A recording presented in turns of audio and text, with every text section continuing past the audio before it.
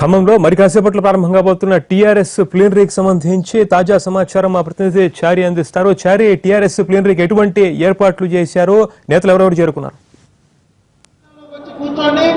ప్రస్తుతం TRS plenary సమావేశ ప్రాంగణం దగ్గర ఉన్నాం. ఇప్పటికే ఆ ప్లీనరీకి ఆహ్వానించినటువంటి ప్రతినిధులంతా ఇప్పటికే ప్రాంగణానికి చేరుకున్నటువంటి పరిస్థితి కనబడుతుంది. మొత్తం టీఆర్ఎస్ పార్టీ తరఫున అధికారికంగా 4000 మంది ప్రజాప్రతినిధులను, అటు పార్టీకి సంబంధించినటువంటి కీలక నాయకులను, నియోజకవర్గం మండల స్థాయికి సంబంధించినటువంటి నాయకులందరినీ సమావేశానికి ఆహ్వానించినటువంటి నేపథ్యంలో ఇప్పటికే ప్రాంగణానికి పూర్తి స్థాయిలో ప్రతినిధులంతా వచ్చారు. మరి కాసేపట్లో సీఎం కేసీఆర్ కూడా ఈ సమావేశ ప్రాంగణానికి చేరుకోబోతున్నారు. కొద్దిసేపటి క్రితమే ఖమ్మం పట్టణంలో నిర్మించదలపెట్టినటువంటి టీఆర్ఎస్ పార్టీ కార్యాలయానికి సంబంధించినటువంటి శంకుస్థాపన పూర్తయినటువంటి పరిస్థితి. అయితే ప్రస్తుతం ఇప్పుడు మనం ఇక్కడ ఎండ తీవ్రత కూడా ఎక్కువగా ఉన్నటువంటి నేపథ్యంలో వాటర్ ఫాగుకు సంబంధించినటువంటి ఏర్పాట్లు చేశారు. ఇక్కడ వాతావరణం ఎండ తీవ్రత ఎక్కువగా ఉన్నటువంటి నేపథ్యంలో చల్లగా ఉండడానికి వీలుగా వచ్చినటువంటి ప్రతినిధులు ఇబ్బంది పడకుండా ఉండేందుకు వీలుగా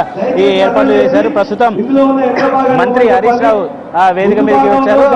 మిగిలిన మంత్రులు డిప్యూటీ సీఎంతో పాటు మంత్రి పోచారము, హోంమంత్రి నాయన నరసింహారెడ్డి, జూపల్లి జోగురామన్న లాంటి మంత్రులంతా ఇప్పటికే వేదిక మీదకి చేరుకున్నటువంటి పరిస్థితి కనబడుతుంది. అయితే గతంలో ఉన్నటువంటి పార్టీ ప్లీనరీ వేదిక మీదకి పార్టీకి సంబంధించినటువంటి ఎమ్మెల్యేలు, మంత్రులు, ఎంపీలందరినీ వేదిక మీదకి పిలిచేవారు. కానీ ప్రస్తుతం అలాంటి పరిస్థితికి కొంత కట్టడి చేసినట్టు కనపడుతుంది. మొత్తం 25 మంది నాయకులకు మాత్రమే వేదిక మీదకి అనుమతినిచ్చారు.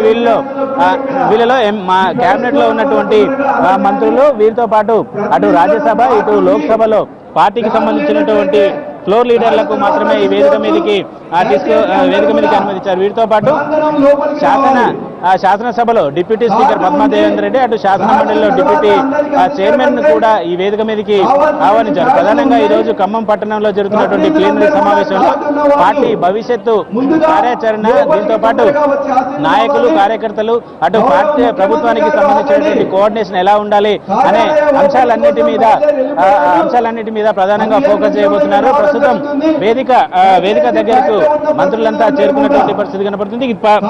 ప్రభుత్వానికి సంబంధించినటువంటి ప్రభుత్వం ప్రతిష్టాత్మకంగా తీసుకుంటున్నటువంటి పథకాల అన్నిటి మీద ఈరోజు తీర్మానాలు ప్రధానంగా చేయబోతున్నారు. ఇప్పటికే మంత్రులంతా కేబినెట్ లో ఉన్నటువంటి మంత్రులంతా వేదిక మీదకి చేరుకున్నటువంటి పరిస్థితి కనబడుతుంది. వేదిక మీద ఉన్నటువంటి మంత్రులంతా ఆయా శాఖలకు సంబంధించినటువంటి తీర్మానాలన్నింటినీ ప్రవేశపెట్టబోతున్నారు. మిషన్ కాకతీయ దీంతో పాటు భారీ సాగునీటి శాఖకు సంబంధించినటువంటి వ్యవహారాలన్నింటి మీద హరీష్ రావు ప్రతిపాదనలు, తీర్మానాలను ప్రవేశపెట్టబోతున్నారు. ఇక పంచాయత్ రాజ్కు సంబంధించినటువంటి అంశాలు కావచ్చు, మిగిలిన అంశాలకు జూపెల్లి తమ తీర్మానాలను ప్రవేశపెట్టబోతున్నారు. వీటన్నిటికీ 15 తీర్మానాలన్నిటికీ పార్టీ ప్రతినిధులంతా ఆమోదం తెలపడంతో పాటు కేంద్రంతో రాష్ట్ర ప్రభుత్వం ఎలా ఉండాలి, ఎలాంటి అంశాలన్నింటినీ కేంద్రం దృష్టికి తీసుకెళ్లాలనే అంశాల మీద కూడా కేసీఆర్ తన ప్రారంభ ఉపన్యాసంలో చెప్పే అవకాశాలు కనబడుతున్నాయి. తెలంగాణ ఉద్యమానికి సంబంధించినటువంటి మలిదశ జరిగినటువంటి తెలంగాణ ఉద్యమంలో ఖమ్మం జిల్లా పాత్ర ఏంటి అనే అంశాన్ని కూడా ఈ వేదిక మీద నుంచి మరోసారి చెప్పబోతున్నారు. తనకున్నటువంటి ఖమ్మం జిల్లాతో ఉన్నటువంటి అనుబంధం కావచ్చు, 2009లో కేసీఆర్ దీక్ష తర్వాత జరిగినటువంటి పరిణామాల అన్నిటినీ చెప్పడంతో పాటు భవిష్యత్తు తెలంగాణను బంగారు తెలంగాణగా మార్చుకోవడానికి ఎలాంటి కార్యాచరణ టీఆర్ఎస్ పార్టీ కావచ్చు, ప్రభుత్వం తీసుకుంటుంది అనే అంశాలన్నిటి మీద కూడా